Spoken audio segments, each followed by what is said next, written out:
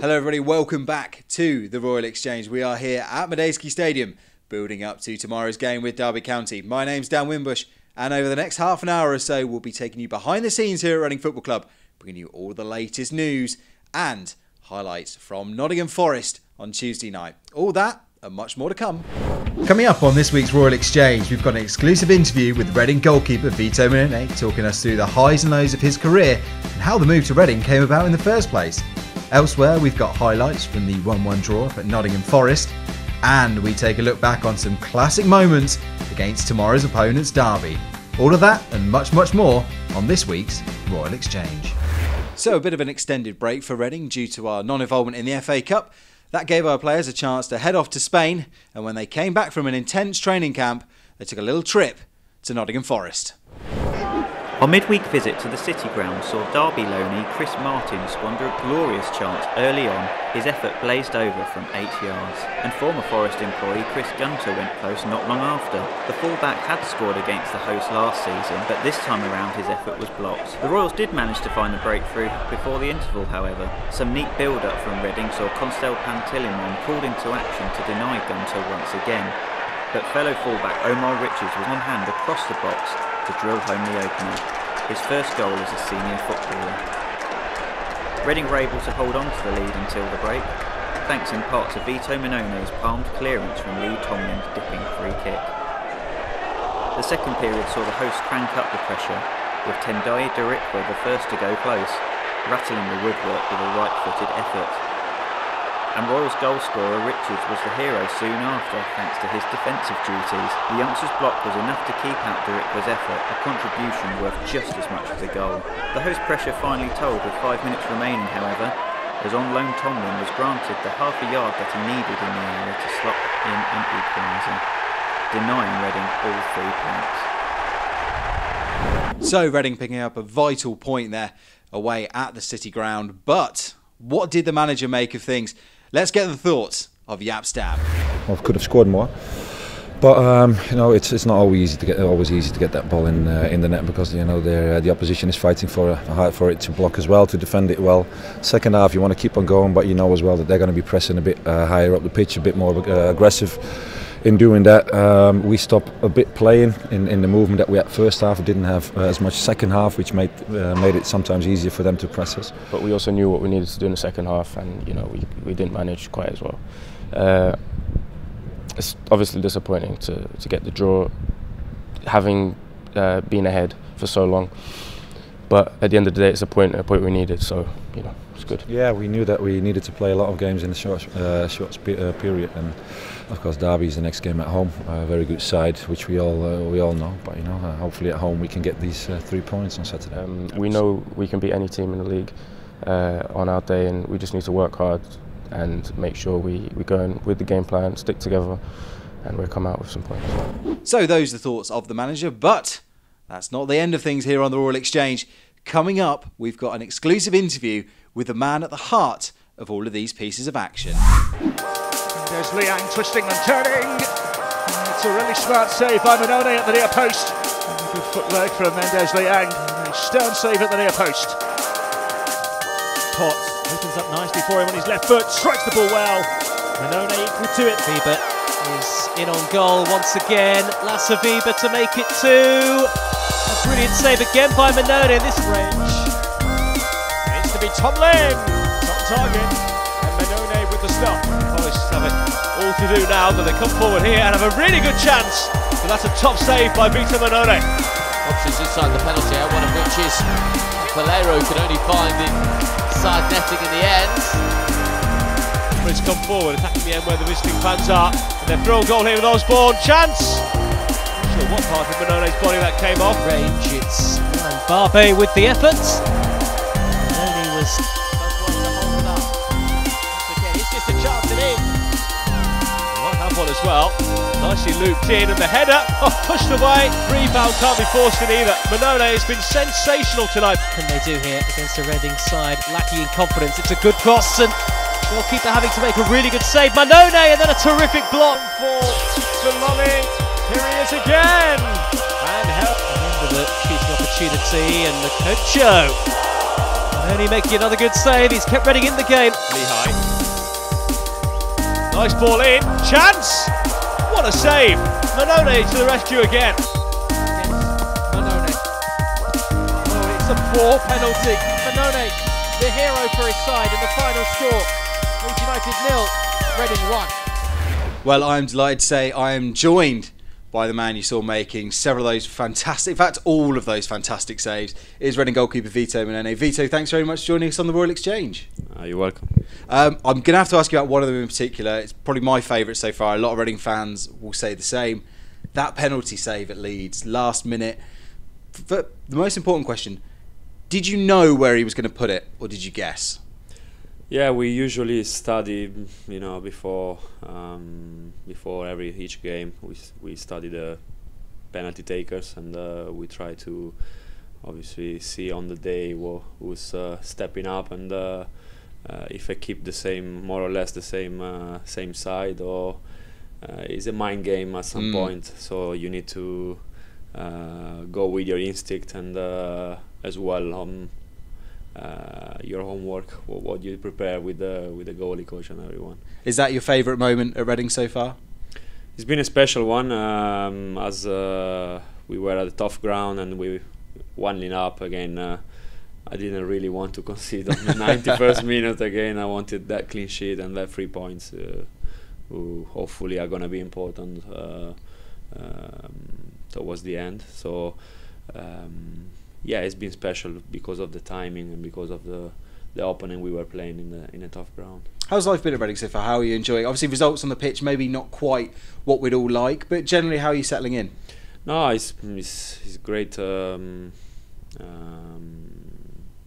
journey so far, and it's been nice to join the club. And my first season is obviously you always need time to get to know the club, get to know the fans, get to know the area and everything. But it's been fantastic so far.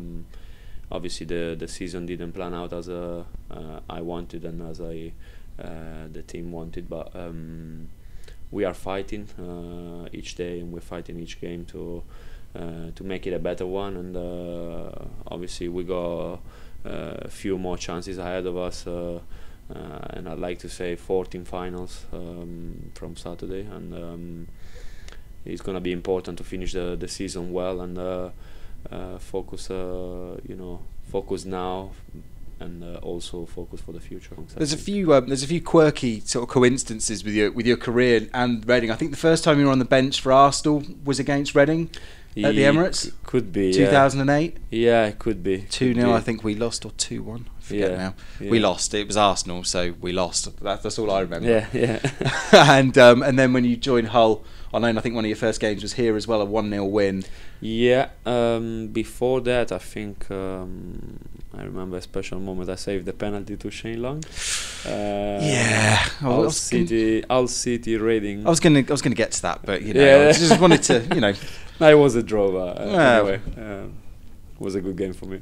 Absolutely, and you mentioned you spent most of your career down south. You came over to Arsenal. You were really young. You were still a teenager, moving over from Italy. Yeah. How did that move come about? Did you speak to Arsene Wenger directly? Was it someone from their academy?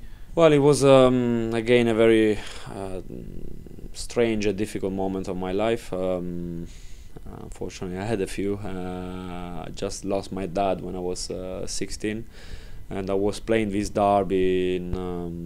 Obviously, I played for Atalanta through the academy. It was Atalanta Brescia. It was the main derby at the youth level, under 16. So I was playing after the game. I played quite a good game, and after the game, my mom has been approached by some Arsenal scouts, and I actually didn't expect it, but they want me to come to London and have a trial of 4 days with the first team. So obviously from the academy to the first team, you can imagine the feeling, and nothing. I can remember this trip. It was around Christmas time, so a tough period for the first team, and obviously joining in the team, the first team was incredible, and first day my legs were shaking. I was going to say, I mean, you know, you move over as a teen. I mean, what was your English like before, or did you have to learn everything when you came over here? I just had school, basic school English, and so I couldn't speak at the beginning. But obviously, once you're on the pitch, only one word speaks, and is only the football. So. And I'm sure they taught you all the bad words first as well. Yeah. Well, it's always like that in any language, but. No, it's been incredible because, as I said, the 2004 team, that was 2004, 2005, so you still have players of the caliber of Thierry Henry, Pires, Bergkamp, Campbell, all this invincible team where I was looking at them and I couldn't believe I was training with them. So it went well, and they offered me a contract. So what was it like working with Jens Lehmann? Yeah, a very tough guy. Lovely man outside the football pitch, but inside is a different monster. So no, it was nice as a learning curve. As I was very young, and I've learned a lot from him. And it was obviously the years where he was a very good goalkeeper at that time. And I was learning as well how to behave on the pitch, how to be strong, and mentally for him, the mental side was one of the most important things. And I've learned it through the years that he was right. You talk about the mental side. You know, you mentioned you go over. You're still a very young man, young footballer. You sort of, I'm assuming initially you would have known you would be sort of on the fringes of the team, and sort of.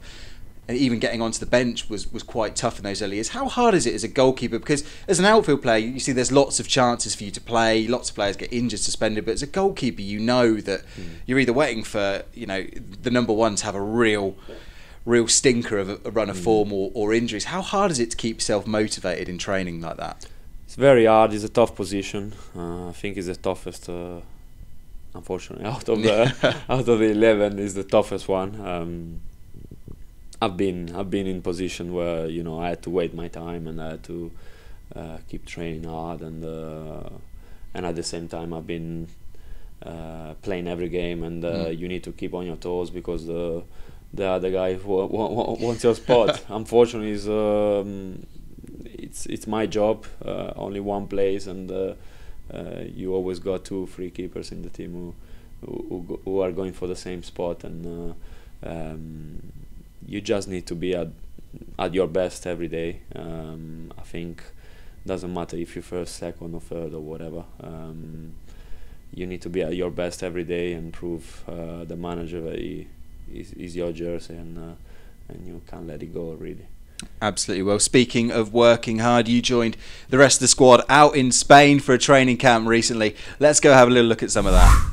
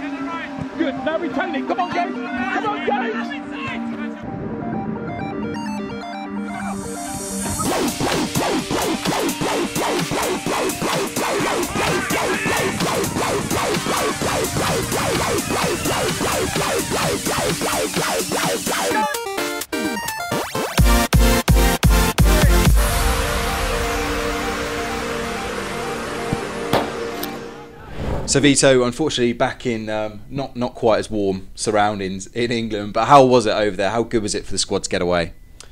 It was good. It was an intense 5 days. Obviously, the weather was much better than here, but that's not difficult. No, it was a period of time where we could regroup and obviously talking about the situation, looking forward to the final 14-15 games. So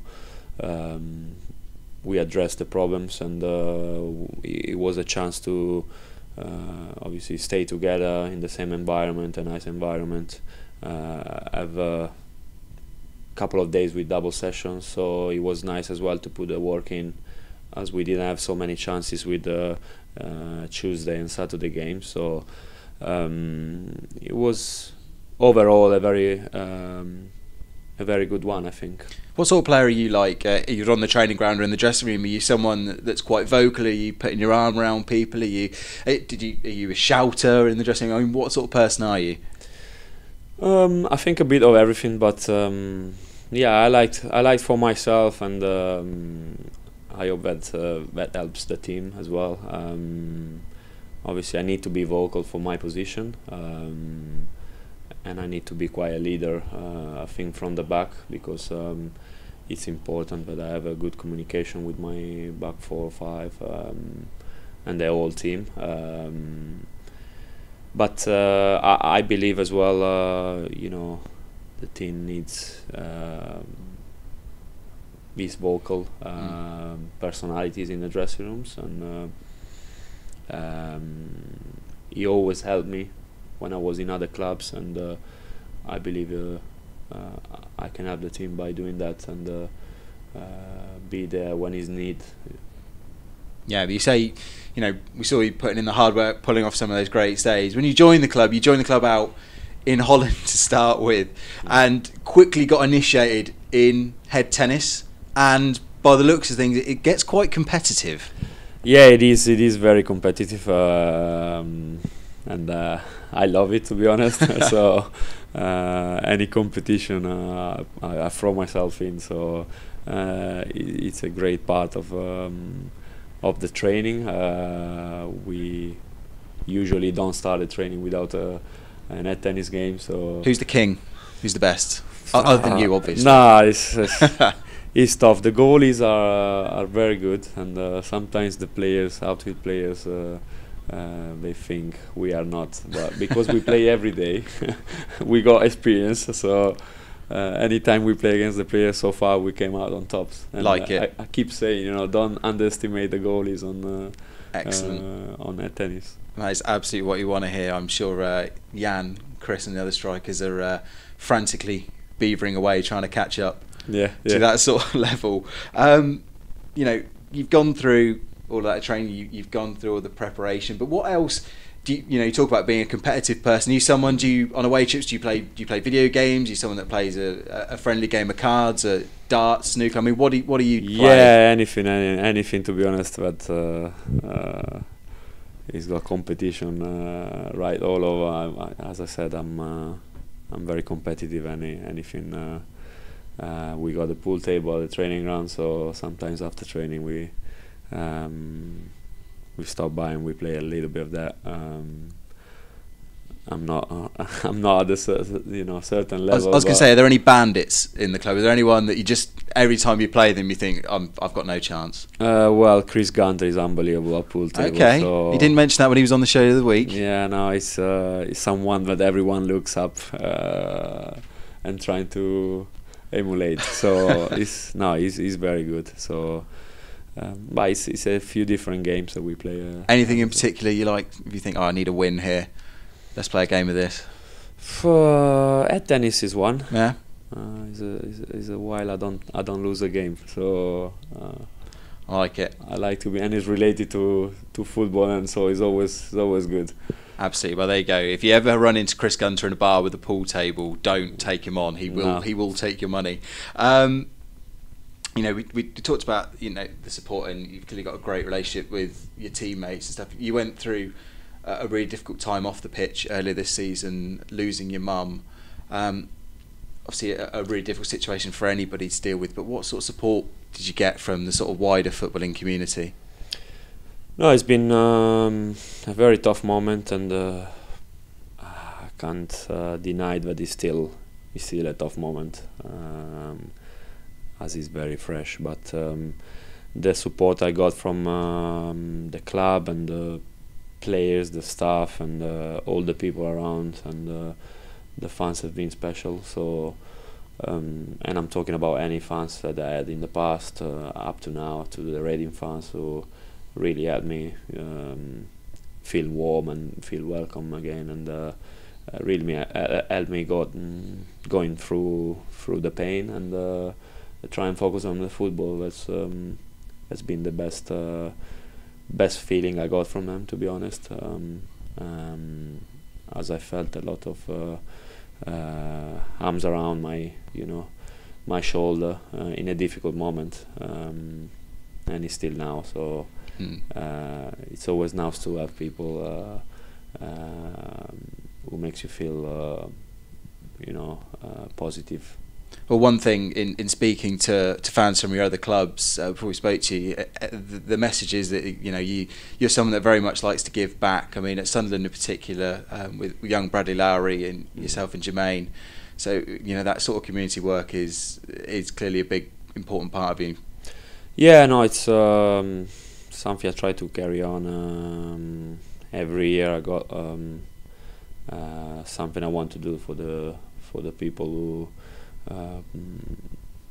have had this kind of need, and poor children, or children who suffered illnesses, and children that go through the battles like Bradley did. I try to keep in touch with my old children that I knew in the past, and that I try to help.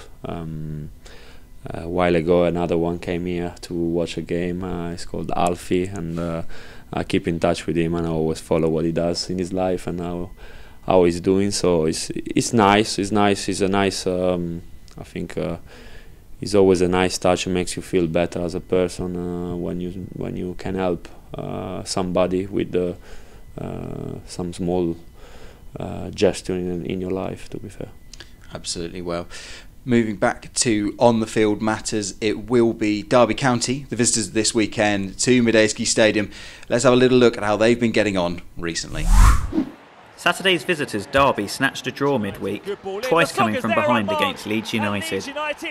Pierre-Michel Lasseter was the first to strike for the Whites, heading in bravely from close range. But the Rams managed to level before the break, when Austrian international Andreas Wyman latched onto a poor defensive header to lash in a right-footed strike.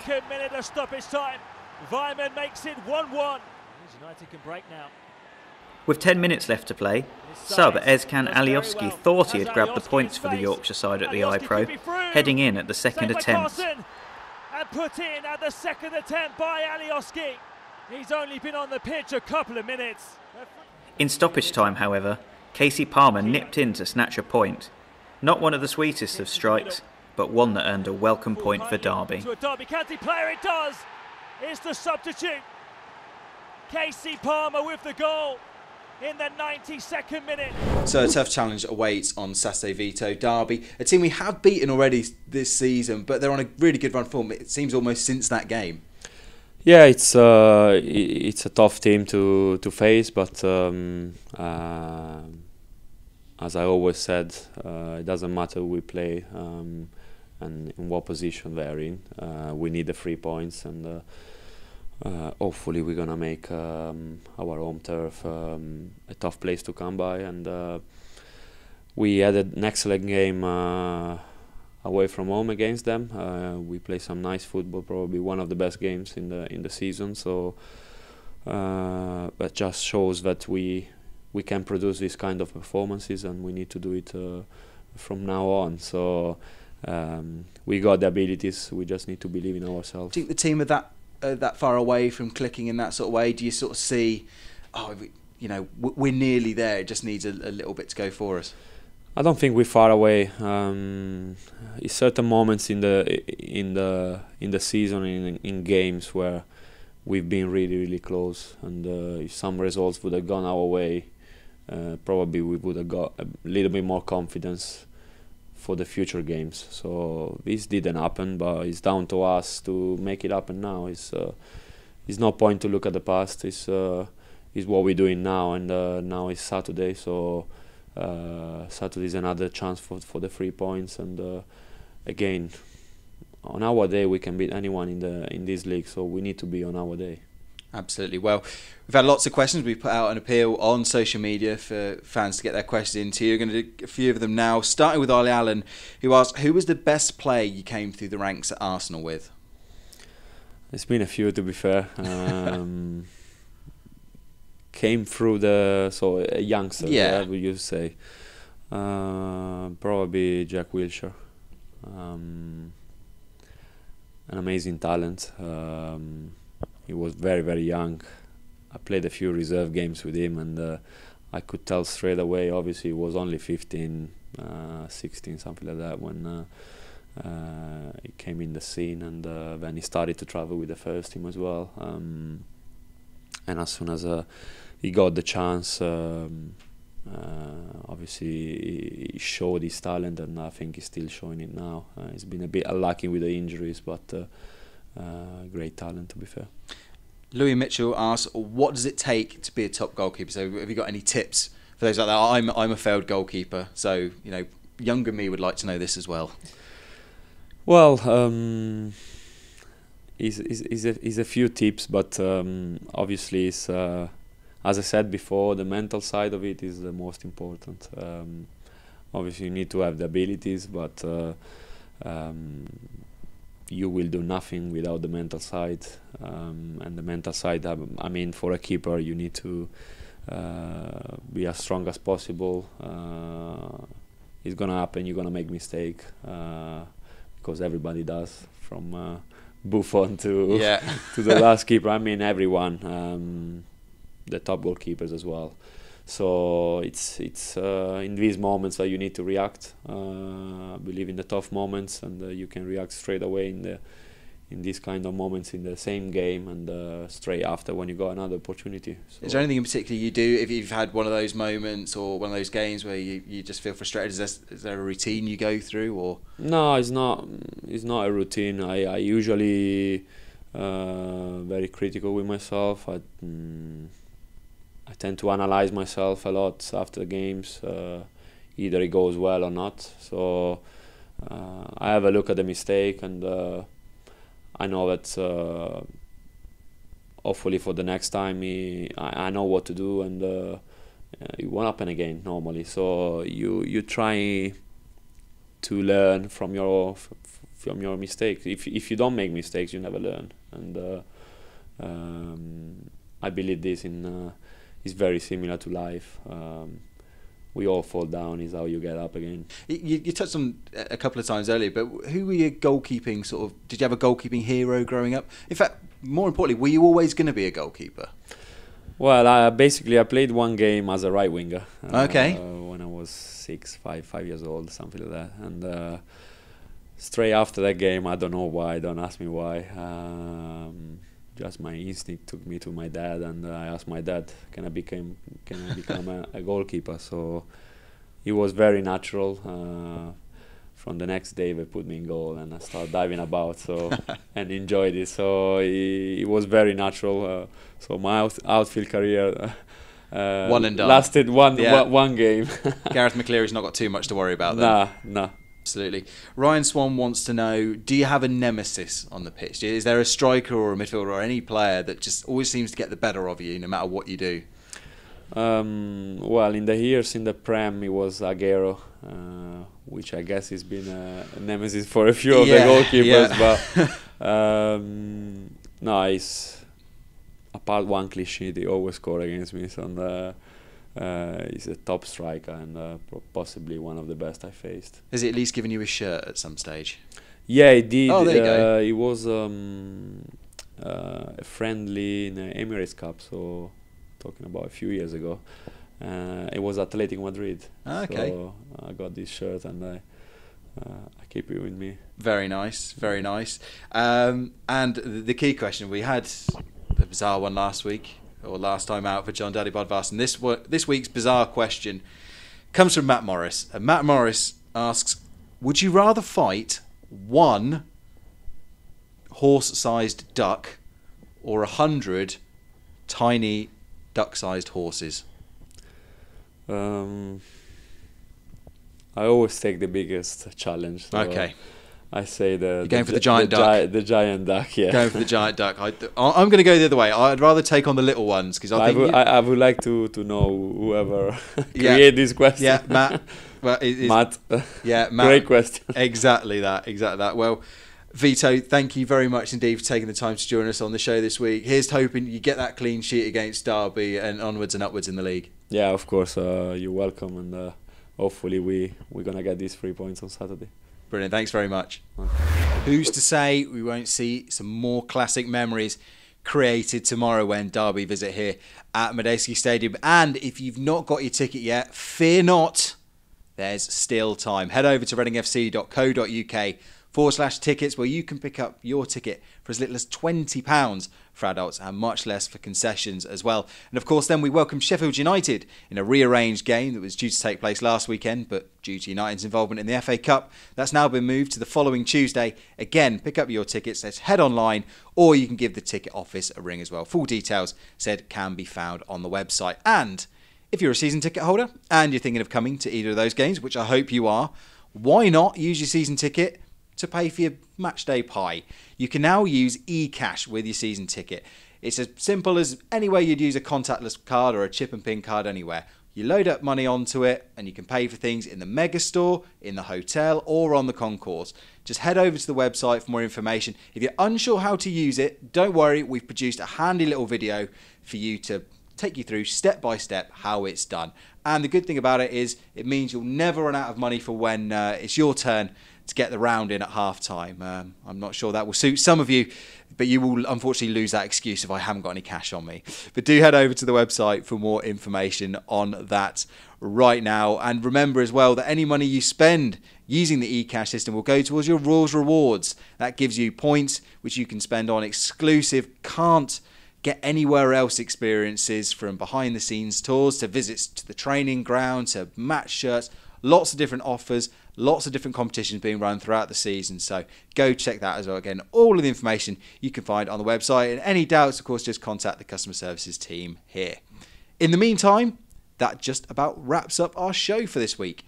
Thank you very much to Vito Mannone for giving us his time and taking the time to interview with us this week. We will be back on Saturday for a match day live show with a very special guest that I can't reveal just yet. But don't you worry, it is well worth tuning in for. So stay tuned to the Facebook page and the Twitter for more information on that. So a little earlier on with Vito, we talked about that great 4-2 win up at Pride Park earlier this season. But that's not the only good time we've had against Derby County. Let's take a look at some classic moments against this weekend's visitors. To Harper again, pulling the strings in midfield. To the sunshine. Kitson, here's a chance for Harper, scores! Harper could have just written Reading into the history books. Indeed, try and extend their run. Just the 1 goal for Reading so far, but that's a good ball from Convey to Doyle. Doyle makes it 2. This time Ward deals with it a little bit better. Also voting from Hunt. Bouncing dangerously, Doyle's there, so is Oster, and Oster makes it 3-0. Captain Murty trying to shoot, but he's not on the score sheet yet this season. Good ball in from Murty, and Long's there to make it 4. Well, Steve Coppell will be celebrating that decision. Hunt out to Long. Long on the angle, and Long finishes in style. Runs over to lap up the reception of the crowd. Is a title Reading's. Well, the fans are flooding onto the pitch, and there's the announcement. It's the announcement Reading have been waiting for 135 years. And Kebet, instant return, Long. Oh, he's created space for the shot, and Shane Long puts Reading ahead. Clearance, here's Pearson. Long for the return. It's only half cleared. Here's Sunu, stamps at it. Derby a level. Tab looking to drive through the midfield. It slipped under the boot of McEvely, and Jimmy Kevitt gets the Royals back in front. Oh, it's a poor back pass by Green. Here's Tab, brought down by Deeney. Penalty, but what for Deeney? Referee going to his back pocket, and it's a red card. Will be Robbie Savage who takes responsibility, and his first task will be to face a penalty. Shane Long over the top. Well, Savage must have made himself big to put Shane Long off. Ball didn't quite reach Hulse. Reading come forward again. Here's Long. Oh, he's driven between two, but Savage comes out to deny him. Oh, he's enjoying his experience. Dinking left, then right. Oh, only half cleared.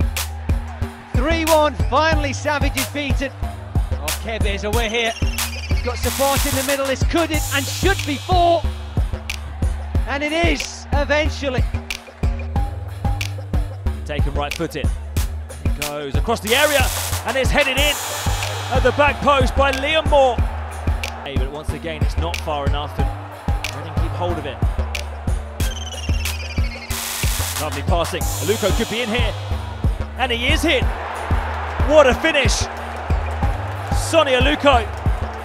Why not? Leading by 2-0. Perfect away performance so far, and it could get worse for Derby County. It's just got a lot better for Reading. It's their 3rd goal of the game. Being an important 3 points for them. That's given away by the goalkeeper though, Johnson. Russell! They do have one back. Morgan causing Derby all sorts of problems. His physical nature up front. Kieran's already has one this afternoon. Can he get another? It's all the way to the back post. Barrow checked to see if he was onside, but he certainly was. Nugent. Is there time for a consolation for Reading? Yes, there is. Chris Martin in the 90th minute to make it 4-2. So that about wraps up this episode of The Royal Exchange. Thank you very much again to Vito Mannone for giving us his time, and for you for sending in your questions for Vito as well. Apologies if we didn't get around to it. We only had a short window of time, but please do keep sending them in. We'll try and announce our guests ahead of time as much as possible for you to get those questions in, week out. And if you've got any suggestions for the show, anyone you'd like to see on it, please drop us an email as well, or let us know via social media, and we will do our very best. We'll be back on Saturday for a special pre-match show with a very special guest. I can't tell you who it is yet, but trust me, you won't want to miss it. So tune in. We're going live around about 10 to 2. Just keep an eye on the Facebook feed and Twitter for more information. In the meantime, remember, you can still pick up your tickets for tomorrow's game with Derby. Just head online, and for the following Tuesday against Sheffield United. In the meantime, that wraps up for now. In the meantime, go on you Rs.